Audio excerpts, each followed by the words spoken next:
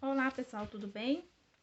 Hoje nós vamos estudar o capítulo 6 do livro de história de vocês, Estado Moderno, Absolutismo e Mercantilismo. Continuando aí na página 96, o fortalecimento do poder dos reis. Como é que surgiu esse Estado moderno? Lembrando, para não confundir Estado moderno com era moderna, nós estamos estudando aqui um modelo de governo, que é o poder absoluto, o absolutismo, e não a era moderna. Quando é que surge, essa nova forma de governo, esse poder absoluto do rei, esse absolutismo? Surge na Europa a partir do século XI, quando ocorre o crescimento do comércio da cidade e a formação de um novo grupo social, a burguesia, composta basicamente por mercadores e artesãos. Então, dois grupos sociais são responsáveis aí pelo fortalecimento do poder do rei. A nobreza, que já existia, com aí os senhores feudais, aquelas famílias mais nobres. E aí surge também a burguesia, que é formada principalmente por mercadores e artesãos. Então, esses dois grupos, eles trocam, se negociam com o governo, se negocia com o rei. Os burgueses, percebendo a importância da monarquia para o sucesso de seus negócios, passaram a apoiar o rei por meio de doações e empréstimos. O rei, por sua vez, passou a favorecê-los, fazendo leis que protegiam o comércio e concedendo a eles cargo na administração do reino. Então, houve aí uma troca de favores. O rei protegia esses comerciantes com leis que favoreciam o comércio, e em troca os comerciantes davam seu apoio ao rei em forma de doações, ou de pagamento de impostos. A nobreza também se aproximou do rei, visando manter privilégios como de receber pensões de altos postos do exército real. Os camponeses, por sua vez, passaram a ver o rei como alguém capaz de proteger dos abusos da nobreza. Então, aos poucos, por meio de doações, de arrecadação de impostos e da venda de cargos públicos, o rei conseguiu recurso para montar um exército assalariado e permanente e pagar funcionários para administrar o seu reino. Assim, ganhou força para estabelecer uma moeda única e leis comuns para todo o reino. E com isso foi impondo sua autoridade a todos os súditos. O fortalecimento gradual do poder dos reis entre o século XI e XV é conhecido como o processo de formação do Estado moderno. Em cada país da Europa, esse processo teve tempo e ritmo próprio.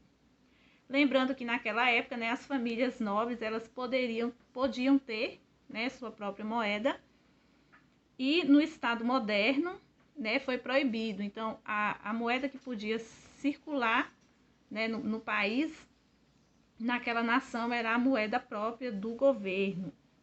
Então, a gente percebe que o Estado moderno, ele surge, ele se fortalece com essa troca de favores.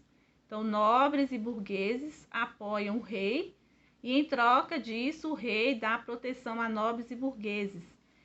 E aí vai se fortalecendo o poder, concentrando o poder na mão do rei.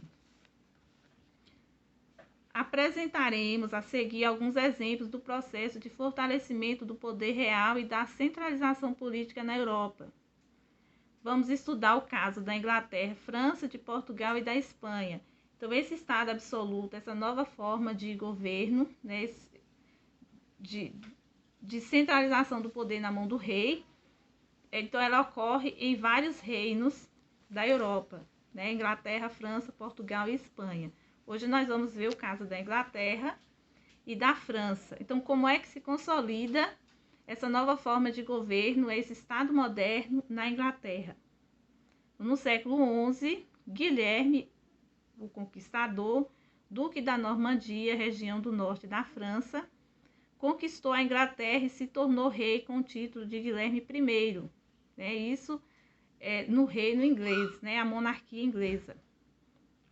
Durante o seu reinado, ele exigiu que todos os senhores feudais prestassem juramento de fidelidade apenas ao rei, dividiu as terras inglesas em condado e nomeou funcionários reais, os xerifes, para administrá-lo.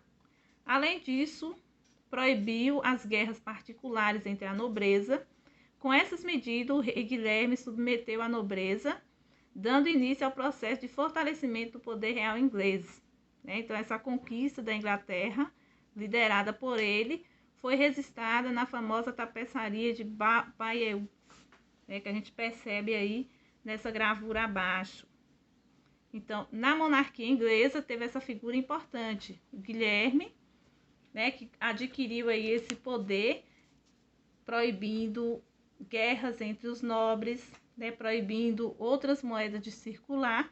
Lembrando que antes, naquela época, os senhores feudais, cada feudo tinha uma certa autonomia. Então, com esse fortalecimento do Estado moderno, esse poder, essa autonomia foi concentrada nas mãos do rei.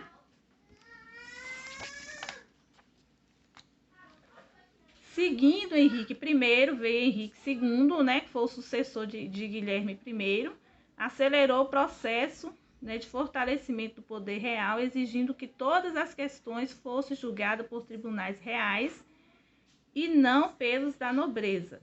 Ricardo Coração de Leão, seu filho sucessor, passou a maior parte do tempo fora do país, lutando nas cruzadas. As cruzadas eram expedições organizadas pela Igreja Católica, a fim de retomar algumas terras consideradas sagradas até que foram perdidas pela Igreja. Nós estudaremos as cruzadas em um outro momento. João Sem Terra, que era irmão de Ricardo Coração de Leão, envolveu-se em guerras demoradas e perdeu boa parte das terras que sua família possuía na França. Por isso, o rei João ganhou esse apelido. Para custear gastos militares, João determinou sucessivos aumentos de impostos, provocando com isso uma revolta da nobreza, que obrigou a assinar uma carta, e a gente observa aí na página 98, essa carta proibia também o rei de decretar mais impostos, Então, observa que durante esse Estado moderno houve vários conflitos, porque nobres e burgueses muitas vezes não acatavam a decisão do rei, ou muitas vezes o rei se desentendia com nobres e burgueses, então aconteciam vários conflitos. Henrique III, que sucedeu aí o João, ele desrespeitou essa carta magna, impondo a cobrança de mais impostos, que provocou outra revolta da nobreza. Então, a burguesia também participou dessa revolta e, com isso, ganhou o direito de fazer parte do Grande Conselho, que em 1265 passou a chamar de parlamento. Olha quando nasce aí o modelo parlamentarista, Os reis medievais convocavam e dissolviam o parlamento e também propunham assuntos a ser debatido. Com o tempo, o parlamento ganhou força e foi dividido em duas câmaras. A Câmara dos Lordes, que era representada por pessoas da alta nobreza, e a Câmara dos Comuns, que eram formadas por representantes da pequena nobreza e da burguesia. Então, aí que nasce essa nova forma de governo parlamentarista, quando eles se reúnem em assembleia e formam aí dois blocos para decidir e votar nas decisões do rei. A monarquia francesa, o primeiro rei a impor sua autoridade na França, esses grupos sociais, foi Filipe Augusto. Filipe conquistou feudos imensos, casando-se por interesse, comprando terra dos nobres e usando a força de um exército profissional assalariado para fortalecer o poder real para a capital do reino. Então, Filipe escolheu a cidade de Paris. Observa aí na página 100, a gente tem aí 3 mapas que mostram a expansão dessa monarquia francesa. Então, começa com uma pequena faixa de terra, e aí Filipe Augusto casa por interesse com a herdeira de outro reino e acaba unindo os dois reinos e se fortalecendo. Luís IX também contribuiu para a centralização do poder na França, permitindo que todo aquele que fosse condenado por um tribunal da nobreza recorresse a um tribunal do rei e impondo uma moeda única para todo o reino da França. E aí observa na página 101, tem um fragmento aí dessa lei onde ele proíbe, né, a cunhagem de qualquer moeda no país que não seja a moeda do rei. Filipe IV deu continuidade à centralização política, exigindo que o clero também pagasse impostos. Lembra, né, que a igreja tinha forte influência junto ao rei naquela época e que começa também a perder essa influência nessa época, quando a igreja também é obrigada a pagar impostos. Como o Papa se opôs à decisão, então Filipe IV convocou os Estados Gerais, que em 1302 aprovaram sua decisão. Assim, pouco a pouco, o rei foi ganhando poder e impondo sua autoridade a todo o reino. A gente observa aqui a característica principal desse Estado moderno é essa troca de favores, né, entre o rei e o clero, entre o rei e a nobreza, entre o rei e os burgueses, né?